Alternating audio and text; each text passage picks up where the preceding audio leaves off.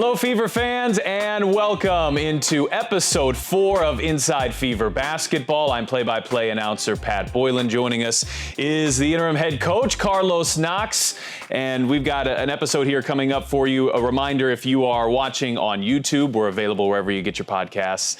And if you are listening to this episode, we are available. You can catch it in its video format on YouTube as well. This is episode 4, and Carlos, you've got such an interesting story, and so much of where you come from and where the Fever are right now are dependent upon your past and what got you here. So I want to go back before we look at the present, before we go forward, and I want to go back to Dayton, Ohio, where you grew up.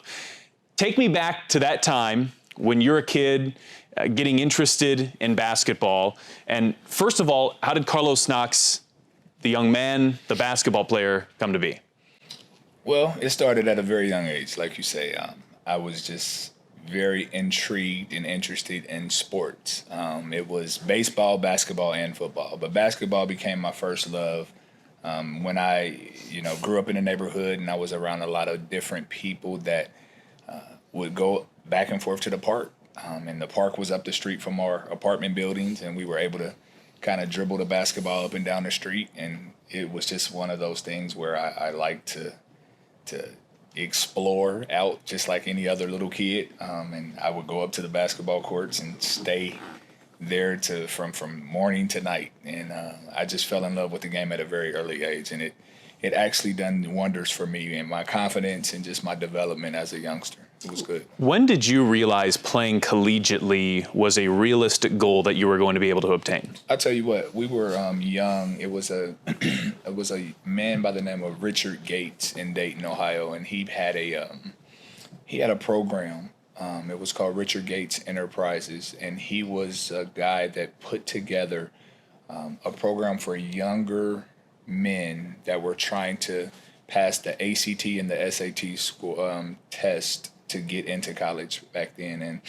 And he would have a summer league program, but in order to play in the program, you would have to kind of do homework during the week. Monday, Tuesday, Wednesday, you had to turn in kind of homework, and we would attend classes for the SAT, ACT, and we would have to turn it in for him to kind of view it, and then you'll get to play on Saturdays and Sundays. So when that took place, it was a lot of young guys that were around Dayton that were trying to get into college. And, a lot of them succeeded in passing those tests because of what he set up.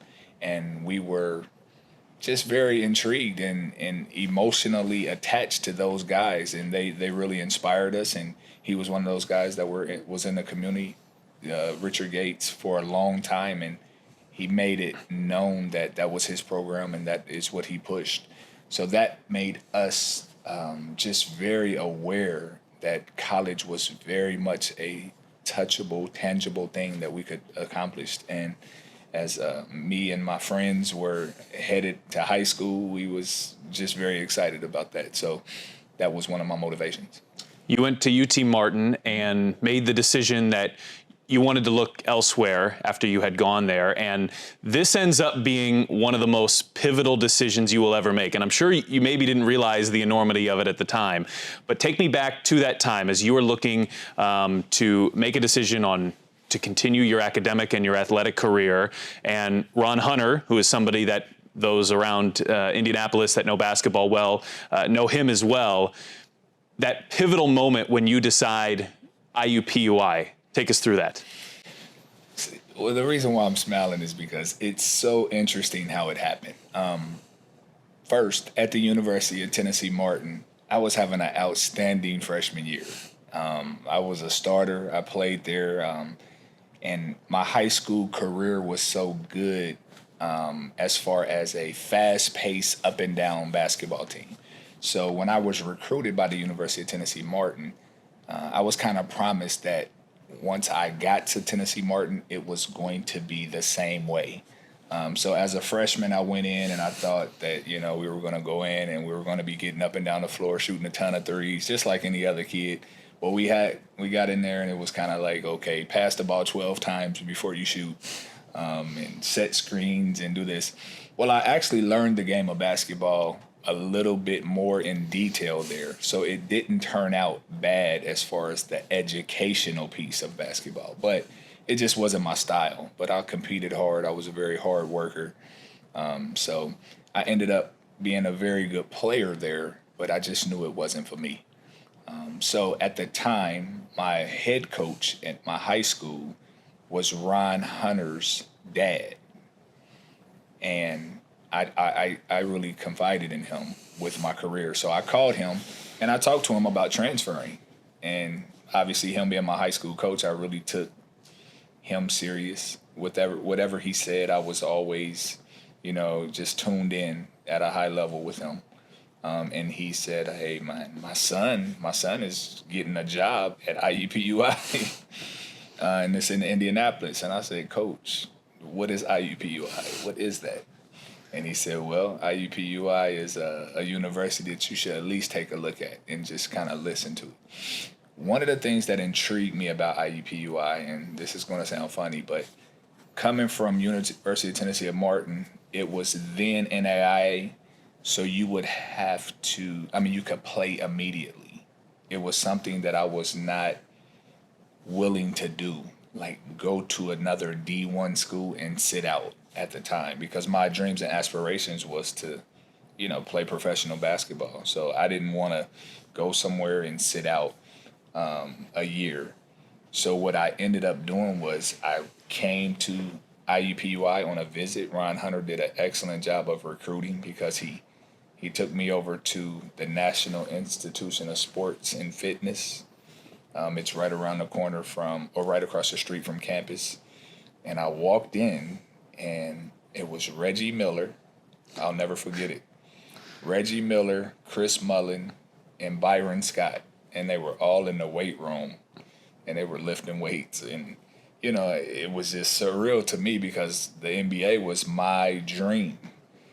So when I walked in, again, he did an excellent job of recruiting. He probably went over and whispered in their ear, "Hey, man, just tell them, this is the place to be." But when I walked in, they kind of came over and kind of greeted me and said, "Hey, IUPUI, this is a good school, blah, blah, blah." So I then watched them go out on the floor, and they actually played an open gym out on the floor on IUPUI's campus. I was sold. I told them, "Where are the papers I need to sign today?" And it was not only that, it was just very good knowing that my head coach at my high school just really put his stamp on it. He really spoke highly of his son, Ron Hunter, and it was a very good opportunity for me. You had a prolific playing career at IUPUI. What are your fondest memories of your collegiate playing days? Walking into IUPUI's gym and seeing my players for the first time and understanding that I had the ability to be a pro. When I walked in, they were very receptive. The situation fit me. It was very just tailor-made. When I walked in my first team meeting, everyone just gave me the floor, and they understood what type of person I was, what type of individual work ethic I possessed. They had read about me. They was told from coach who was actually coming in.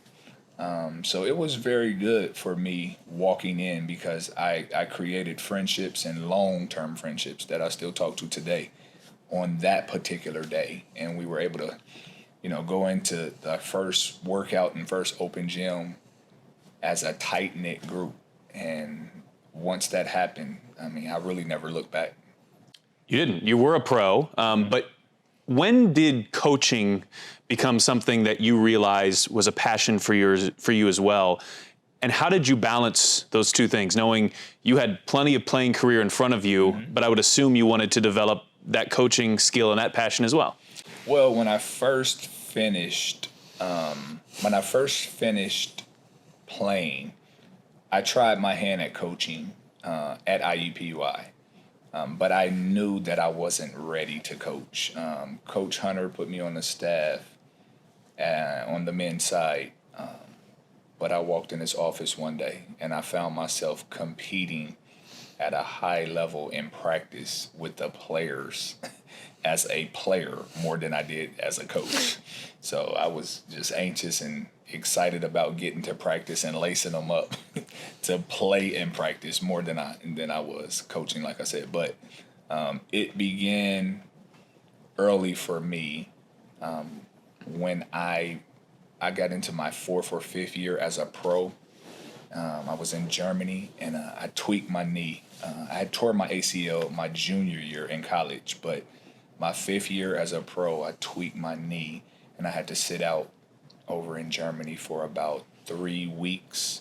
And I was able to sit next to a guy by the name of Jarvis Walker. He was our coach at the time. And I sat on the bench next to him and I realized then that I really wanted to coach. It was just a lot of different things that I could strategically put together mentally and watch the game from a coaching standpoint. I seen a lot of different things that our point guards were missing, just strategic ways to put people on the floor in different scenarios, and it just became a passion. So I ended up playing 3 years after that as well, but coaching just was in my blood. Every year that I would come home, I would kind of train and just get into little different parts of coaching. Not 100% because I was coming back to play, but once I was finished playing, I wasted no time. I went right into it. You began the Knox program around this time as well in Indianapolis. And then also, I think right around this time, your first connection maybe with the Indiana Fever happens. How did you get to know Lynn Dunn? How did I get to know Lynn Dunn? Okay, so Tamika Catchings, she ended up coming to Indy, I think it was 2002, and I was still playing. She walked in the gym one day, and she seen me working out, and I was working out actually by myself. And she walked over to me. She was on crutches, and they had just drafted her, and she said she didn't know me at all. And I didn't really keep up with women's basketball, but I knew her. I knew her name. And she said, hey, if you don't mind, I was just watching you. She said, if you don't mind, when I become, able to get back on the floor, is it possible I could come over and work out with you? And I said, of course, for sure. So our relationship kind of happened like that because she was attending like different classes over in the National Institute of Sports and Fitness. That we call it NIFS. Every day. So when she would come over there, it was kind of just harmony. Like we would see each other and just started speaking. So one thing led to another. Well, by the time she was ready to actually play, we just started working out together. And when we started working out, I was still a player. I would show her little things and she was very receptive. And then she would show me little things and I was very receptive. And that's how our friendship really started. Next thing you know, we're working out and just kept going. So as that started to happen, she started to get a lot better. And her game started just to take leaps and bounds. She comes down to practice, and obviously Lynn and everyone else is like, hey, what are you doing? Like to take these leaps and bounds. And she's like, hey, I'm working with Knox, Carlos, and who is this Carlos guy? And she ended up bringing me down, and we ended up kind of coming in as like a practice guy and playing with him a little bit. But again, I'm a pro player, so I just introduced myself to Lynn, to Kelly, and the next thing I know, I'm around a lot. And so once I started to do that, I started to bring my other guys around, and it just became one big happy family because we're making them better. They're allowing us to work out here, and next thing you know, Kelly and Lynn is asking me, hey, when you're on the off season, is it okay if you come down and help us full time? And I'm like, of course. Well, not full time, but part time, Sure. As a player development. I said, absolutely, I would love to. And then it was just right on time with Catch, for sure. And that is such just a prolific era of Fever basketball. There's a 10-year stretch in there where you had a lot going on with your own personal and playing career, and also your involvement with the Indiana Fever. What do you remember most about that time frame of Fever basketball? Oh my God, there's so many different things. I can remember, absolutely celebrating in the championship, Eastern Conference Championship in Minnesota. We were just talking about it the other day, just in the locker room. It wasn't real champagne, but it was something popping bottles. Me and Klopp and Steph, and just winning up in Minnesota. Obviously, the 2012 championship. It was just so many different memories. It was just so many different things. The toughness, the grit, the team, the passion, the focus. From Katie Douglas to Ebony Hoffman to TSB, Tammy Sutton Brown to Zealous. It was so many different things.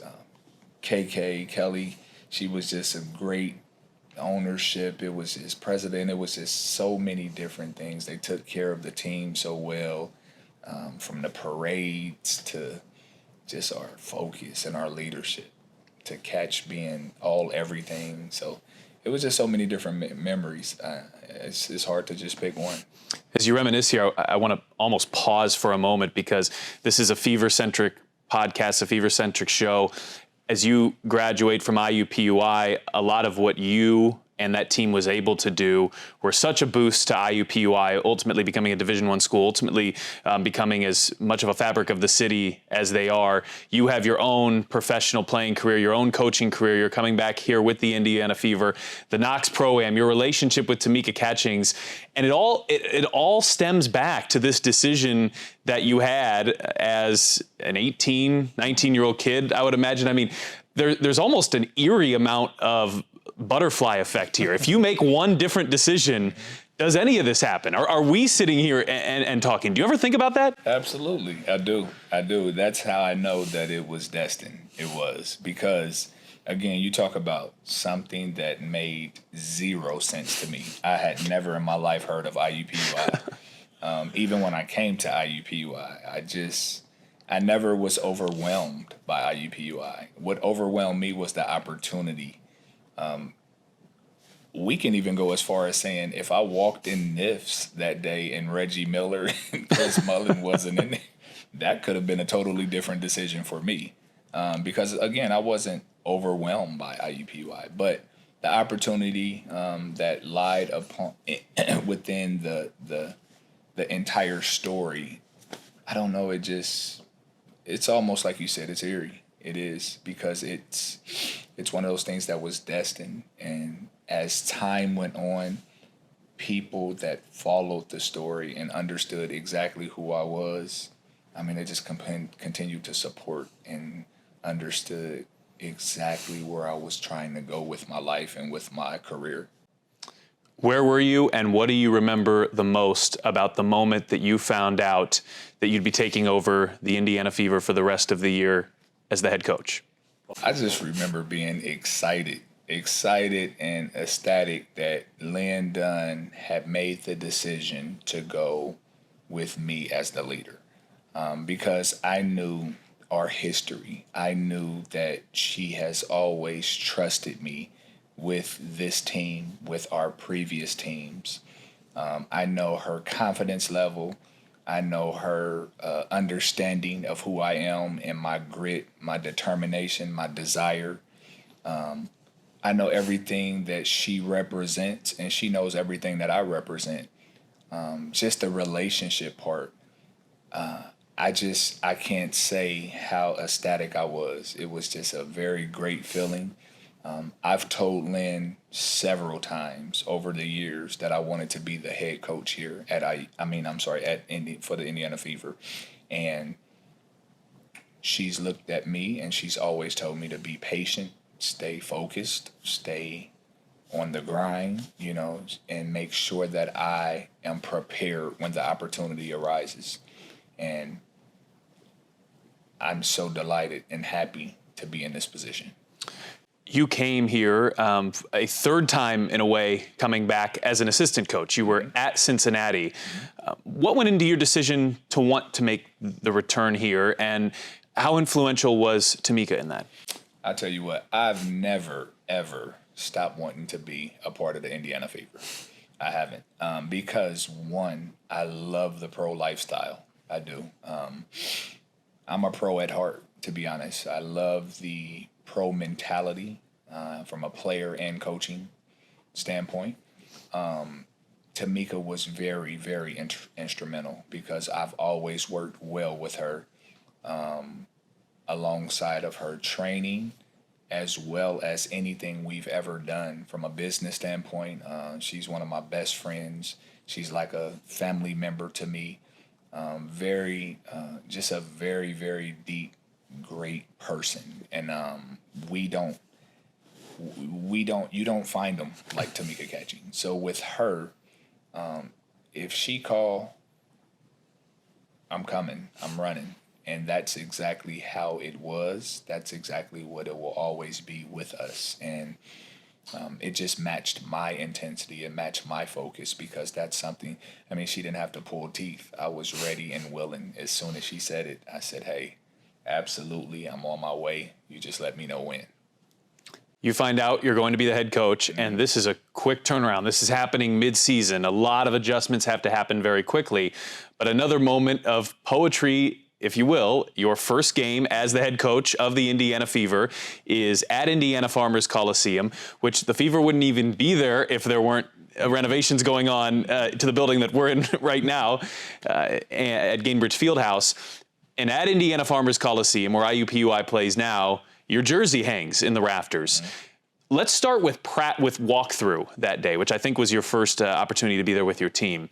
What was it like for you to be accomplishing this goal, to have it happen so quickly, and to have it happen in a place and in a moment in an arena where your jersey's hanging up there?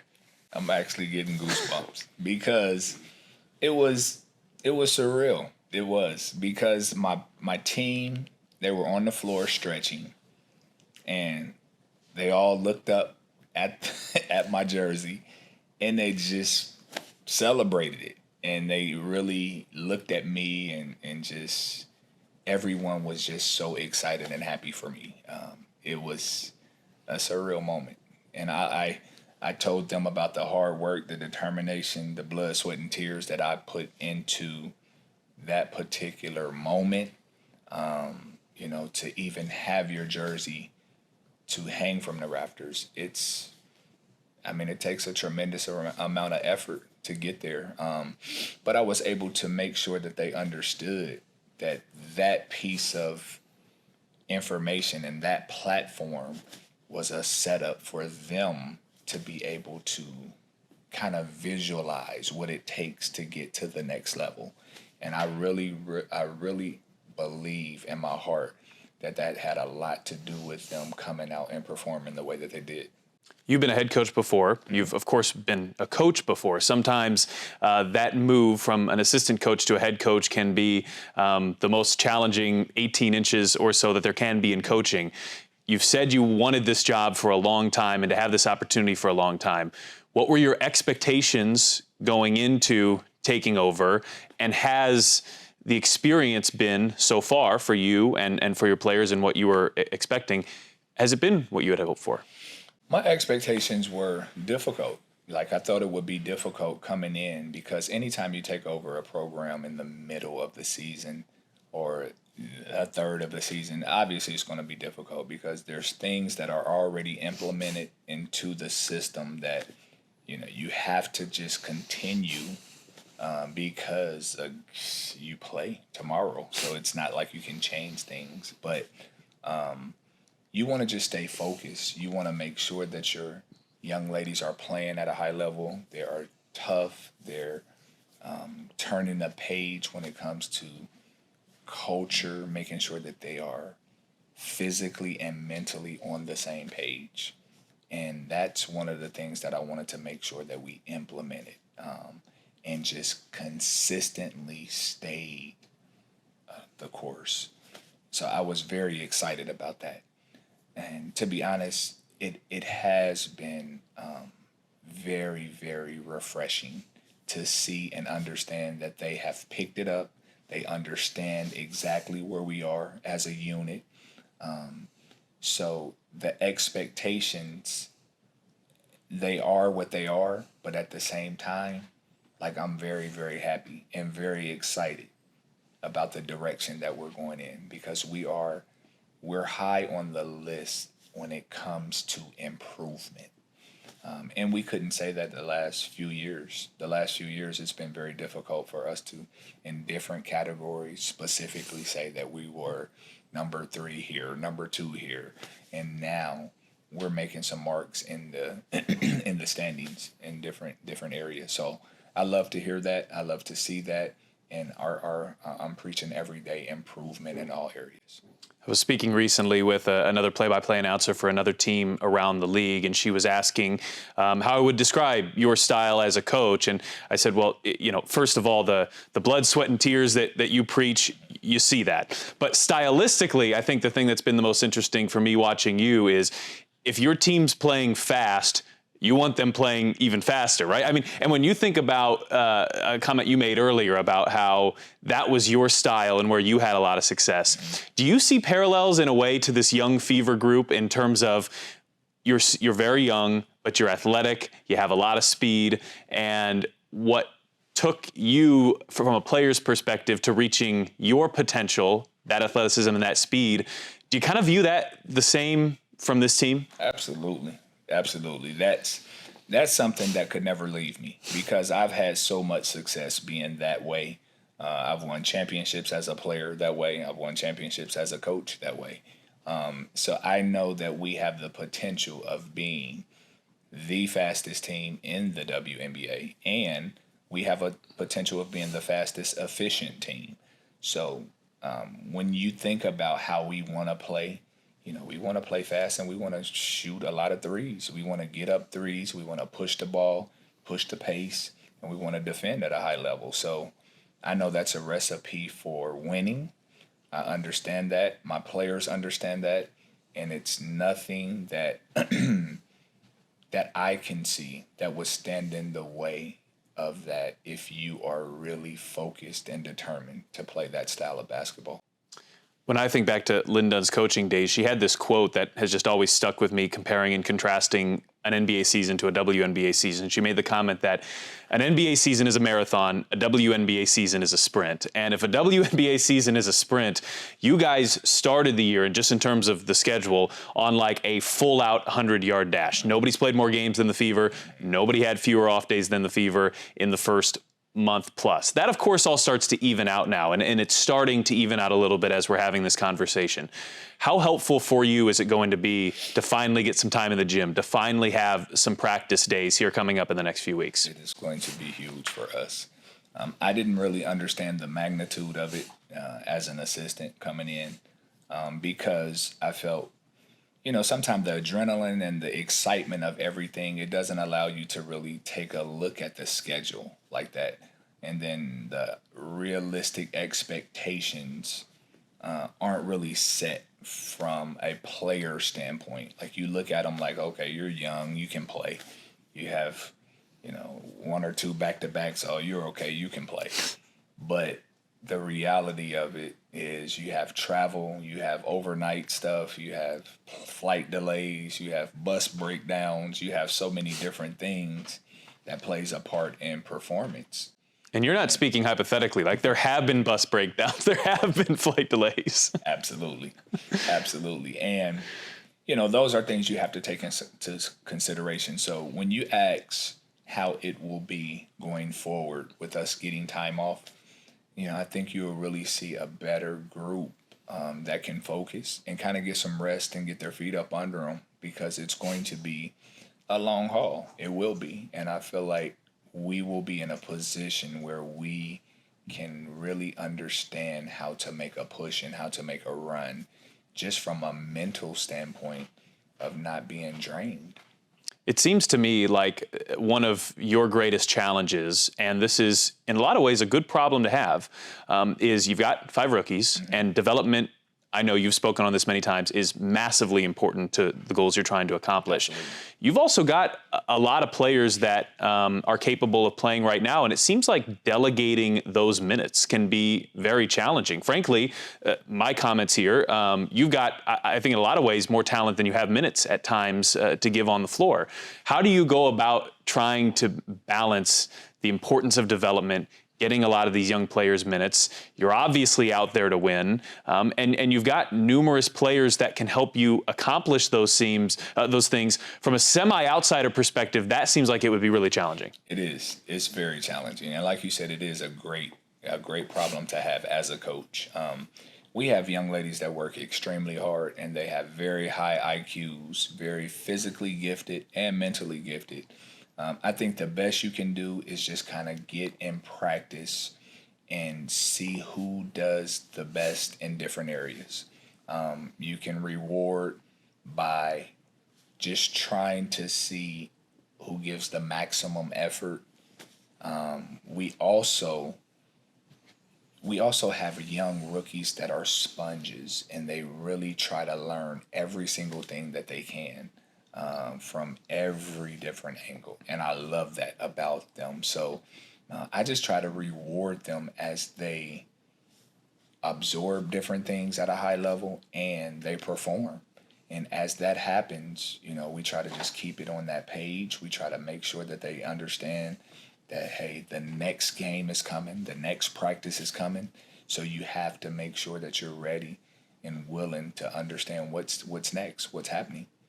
As Lynn Dunn talks about her goal, which is improvement, it seems like there's a couple different pillars in which that's key for the Fever. And I thought one of them was, can Kelsey Mitchell take that next step? Can she become the consistent year in, year out all-star? And then there, of course, is the 5 overall draft picks for them in the first round. Do they look like the group that is going to help lead this franchise back to where it was when you were here in some of your previous stints? Let's start with Kelsey, because it certainly seems like that's happened, right? She's top 5 in the league in scoring. She's been as high as number 2. She's doing it with her efficiency numbers being really good. And I think maybe one thing that's been overlooked generally is her passing numbers are as good as they've ever been. She's averaging 4 assists per game. She's top 15 in the league in assists. What have you seen from her, and what has allowed her to take that next step? And maybe even further, what's going to keep her consistently at that level? I think Kelsey has finally hit a point in her career where she understands what it takes to be a complete professional basketball player. And sometimes I think you get the false perception of coming in and just scoring a lot of points, or coming in and being a certain type of player that everyone else wants you to be or expects you to be the quote-unquote great professional.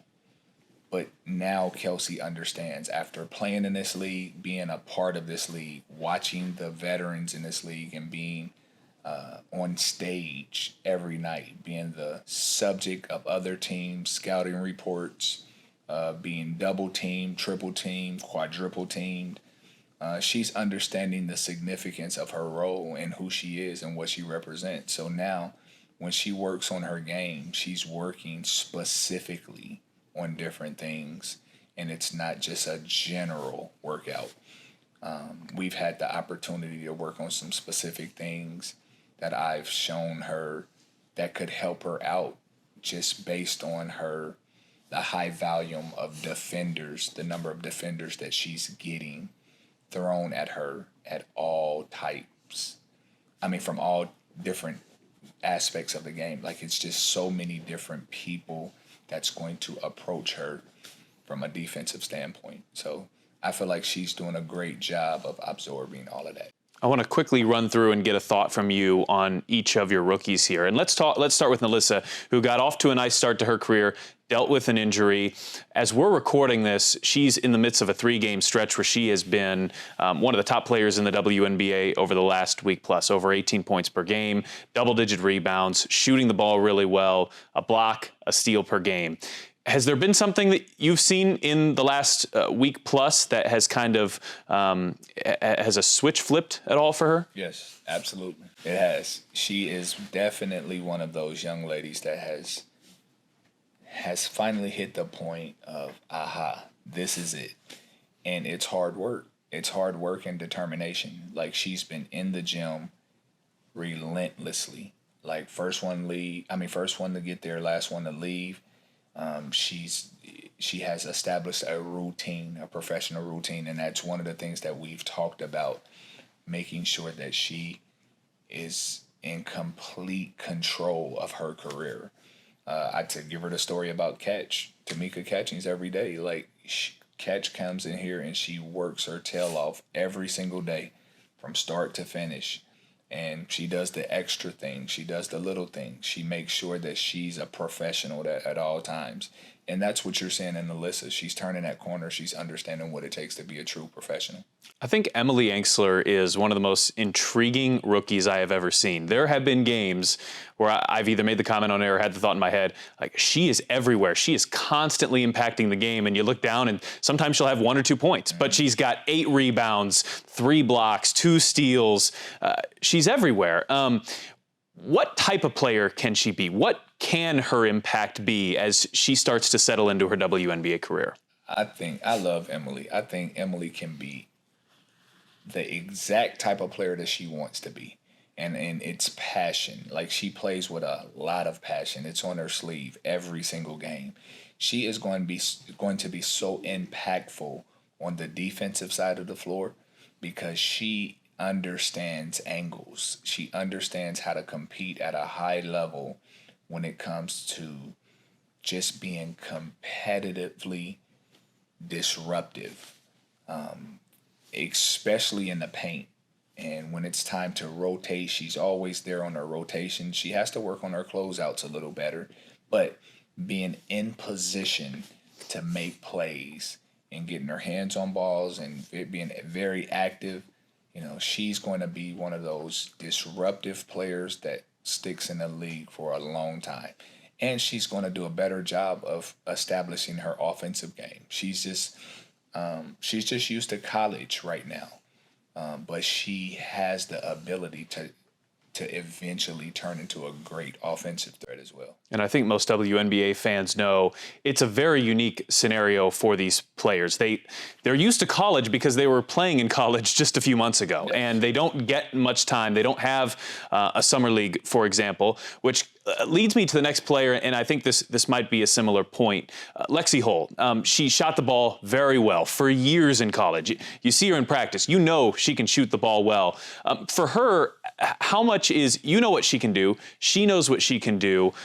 How much is it just kind of getting her accustomed to the speed and the differences that come from college to the pros? A lot of it. That's exactly what it is for her. She is definitely one of those young ladies that she'll have an amazing impact on our team, on the WNBA. Lexi is in a different situation because she has came in and, we have 2 potent guards at that position. Tori and Kelsey are playing amazing for us. And you have Tiff Mitchell, who's definitely one of the veterans. So the guard position for her is kind of thick. But I told her, and I tell her this all the time, it's very good for you to come in behind some veteran guards and learn the WNBA pace and play against these WNBA players every single day so that eventually you'll become that type of player or better. So Lexi will be fine because she has a great work ethic. She listens. She understands the game at a high level. She's played on championship teams. She's been a sponge in a championship atmosphere. And she'll continue to get better. And she has great conversation and confidence when she talks to me.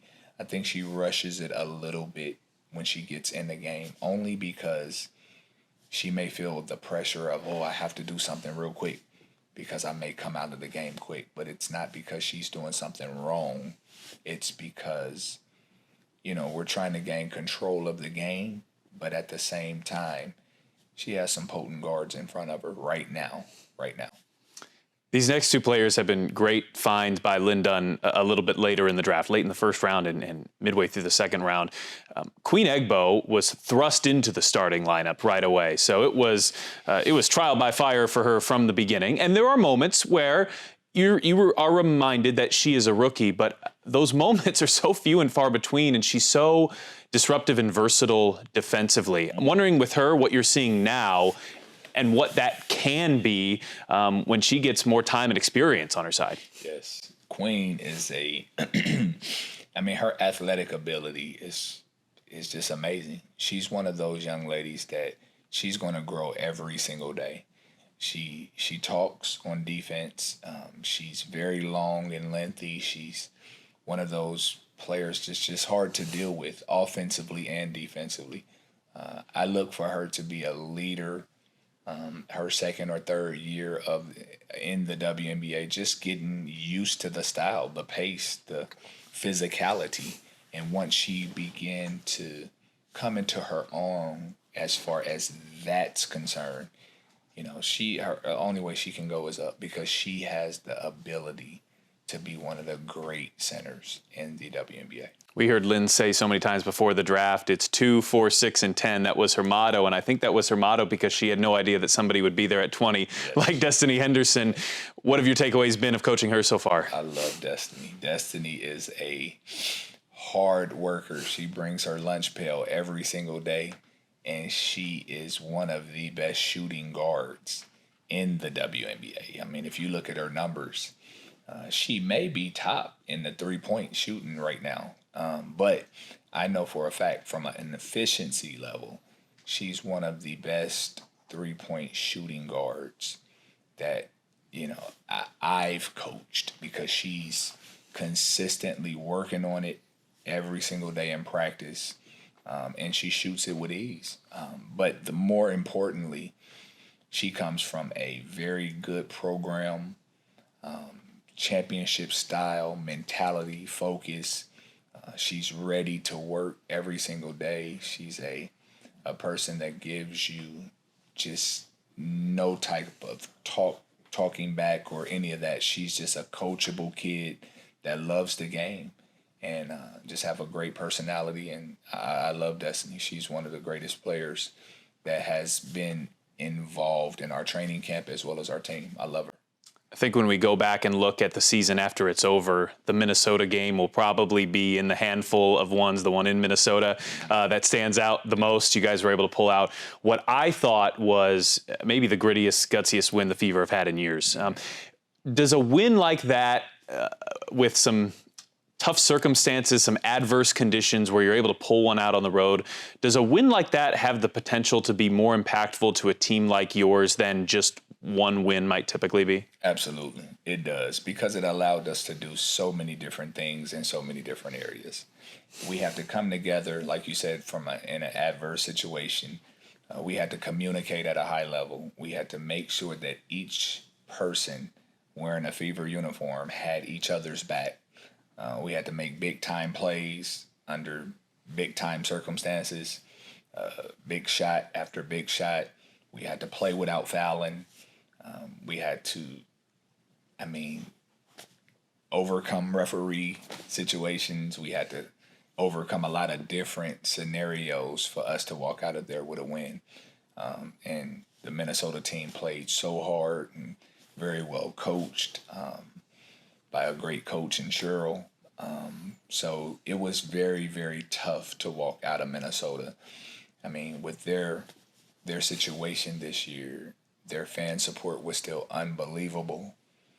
It was a playoff atmosphere, and it was just one of those things where it was, I don't know, it was very good to walk out of there with a win, and it really uplifted our team in a way that I think will be helpful for the remainder of our season. Let's close with this. The midway point of the season is virtually here, a great example of the sprint the WNBA season can be. Yes. As you look at the rest of the year, what goals do you want to accomplish? When we're sitting here at the end of the year, what do you want to say, this happened here over the final half or so of the season? I want to make sure that no matter what, we are remembered as a team that plays hard every single possession, no matter what. I want to make sure that is a part of our culture. That is a part of what we stand for. We want to improve in every area, obviously, but I want that to stand out. When you come and watch the Indiana Fever, I want you to say that team plays extremely hard. I want to get up and down the floor for sure. Wins and losses mean a lot. They do. But our wins and losses come from that being at the top of the list. If you play as hard as you can with the group that we have, the wins will take care of themselves. Well, Carlos, your story is a tremendous one. We appreciate you getting to tell it here with all of us, sharing some of your past and your experiences and how you got here, and of course, your insight into the Fever and the rest of the year. You do have one of these few rare off days without a game, so we won't take any more of your time. We appreciate it very much. I appreciate it. That's Carlos Knox on episode 4 of Inside Fever Basketball.